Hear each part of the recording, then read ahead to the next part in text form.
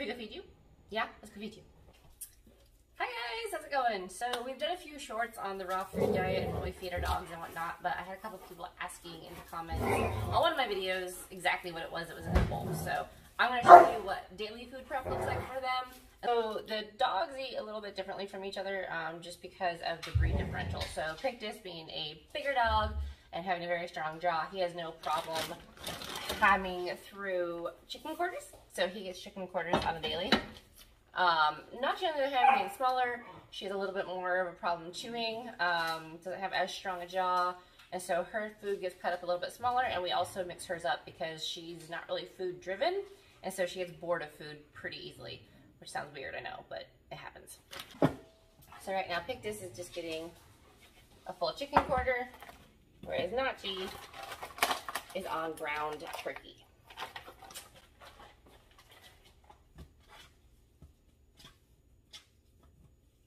So normally, yes, we would weigh their food, making sure that Pictus gets about 1 pound to 1.25 pounds for each meal, and Nachi gets about 13 to 14 ounces, depending on how she's eating. And we do chicken hearts. Sometimes we also mix in chicken gizzards, just depending on what we get our hands on. Sometimes we have them on chicken liver, sometimes we have them on calf liver, which is what we have right here. I like the calf liver because it's super easy to keep frozen, which when you're chopping it up, it's much easier to chop up frozen. And the pups actually seem to prefer it frozen. It gets a weird consistency when it thaws out. And so Nachi in particular doesn't really eat it when it's warm, but she will eat it when it's frozen as long as we cut it small enough. So we do have a pretty good meat cleaver that does have a sharpener in the sheath, but we also have a hammer because it makes it just a little bit easier.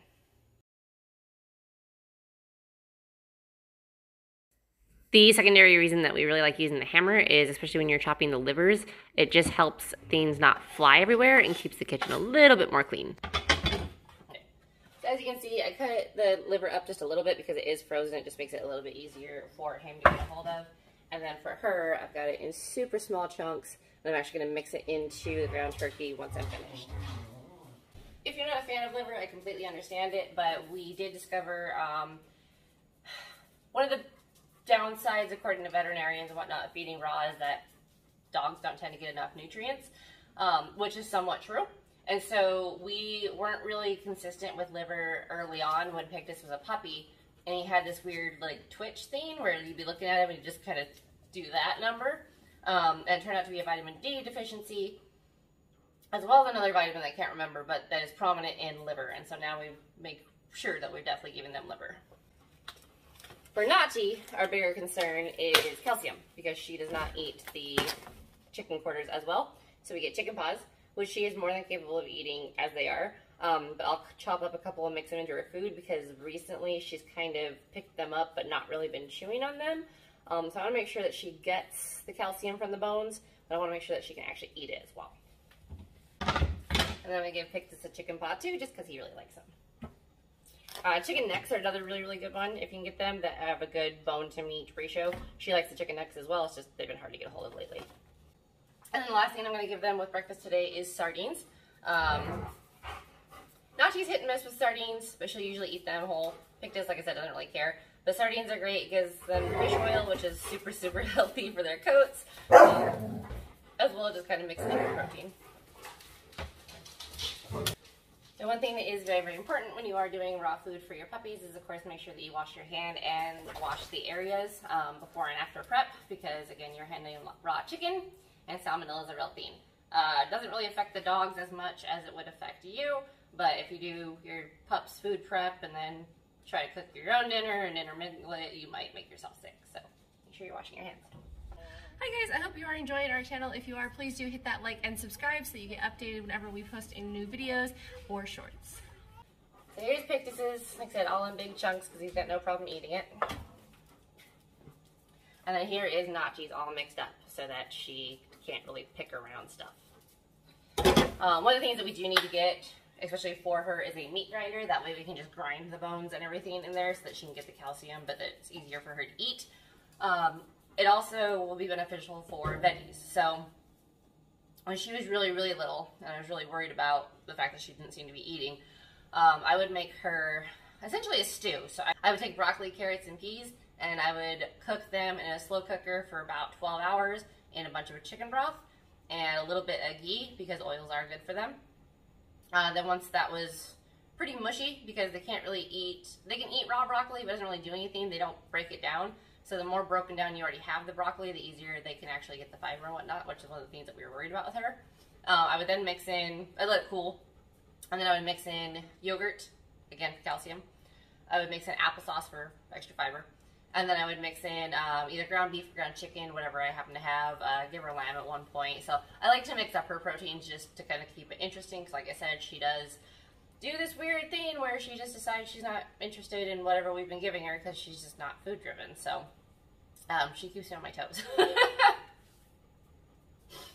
But down the line, once we have a meat grinder, we can grind up all the veggies, we can grind up all the meats with the bones and everything. That way we're sure she's getting enough calcium and all the nutrients from vegetables as well.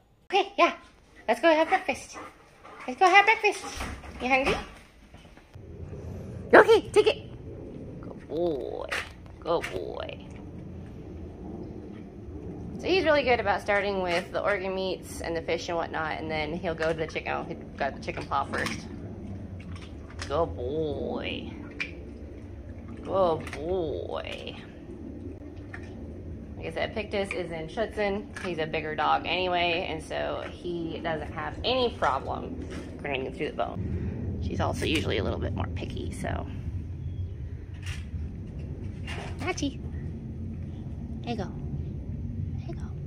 One of the other things that we add to their food sometimes too is raw egg. We'll mix it in usually with the mix. We don't usually put it right on top of the food because they don't tend to eat it as well. Oh, she had started eating. There she goes. There she goes.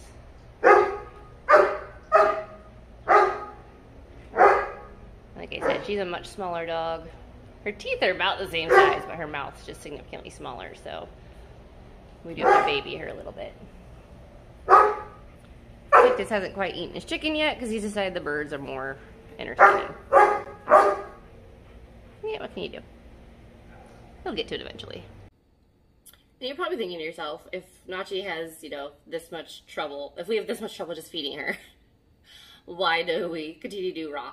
And I've debated putting her on kibble and seeing if she does better, but a lot of it's just that she's not motivated by any food. Like, it took a long time for us to find treats that she liked, so it's not even so much that it's the food itself, it's just that she's not interested in eating. And so some days she won't eat breakfast, and I'll put it in the fridge, and she'll get it for dinner, and eventually she will eat. I used to be really worried about it, like I said. Now I don't worry about it as much because it's just her personality, it's just how she is. So you probably noticed that I put their bowls fairly far apart. It's got nothing to do with them being food aggressive or anything like that. Like, you know, Pictus doesn't resource guard, neither does Nachi. Pictus will kind of guard toys and whatnot, but not with food. He just doesn't care. He just eats it and he's good. We've been doing that since they were puppies, just to help kind of reinforce that they each have their own spot and they're each just as important. And we do kind of switch up who gets fed first. Although, you know, we feed them at the same time, but whose food is put down first, I guess is the better way to say it. I do have to kind of watch Pictus because Nachi's such a slower eater. Even when she decides to eat, he will oftentimes go and steal whatever is left over. So keep an eye on that. Not only because we don't want him stealing her food, but we don't want him overeating. It's very, very important to maintain a healthy weight. And there for a while he was getting a little heavy because he was eating not only his pounds of food, but also hers, and we didn't really catch it. So keep an eye on him. He knows he's not supposed to eat out of her bowl. But every now and then, of course, he's got to try it. He's a teenager.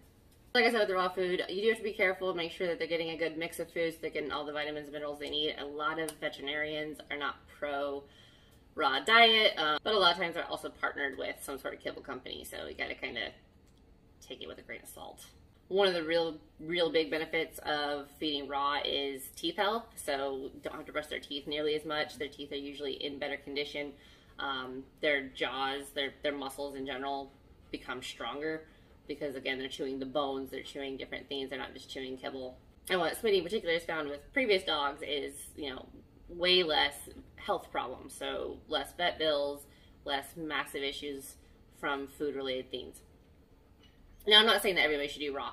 I've known a few people who had their dogs on raw and their dogs did not do well, either from skin allergies, which you normally find, especially with Nachi being chow chow. The things that chow chows often face is skin disorders from the food they're eating, and so we haven't had any of that with her being on the raw diet. I don't know that we would have had that with her on the kibble diet, but I know a lot of chow chow owners that do have problems with skin conditions when they're feeding their dogs certain breeds of dog food. Maybe because she's also part Rottweiler, that wouldn't have been an issue. But we just like, I like that I don't have to worry about it at this point in time.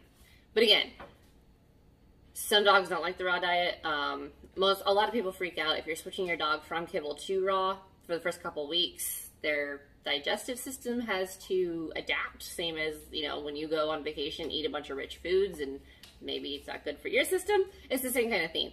And then if you've got them strictly on, you know, chicken for a long time and then you switch to red meat, it messes their system up a little bit. So it's not bad, it's just they'll get kind of diarrhea, basically. So just be aware, if you're going to switch from kibble to raw, that might happen. In the long run, raw is also cheaper, especially if you're making it in your own home. If you're buying some of the pre-mixed raw beans, I'm not sure because we don't buy those. But it's definitely been significantly cheaper getting the chicken quarters, the veggies, and just making everything. If I do a stew for Nachi, like I told you about earlier, that'll last us for 5 days. And cost, it's about $15. So pound for pound, it is cheaper, especially in the long run.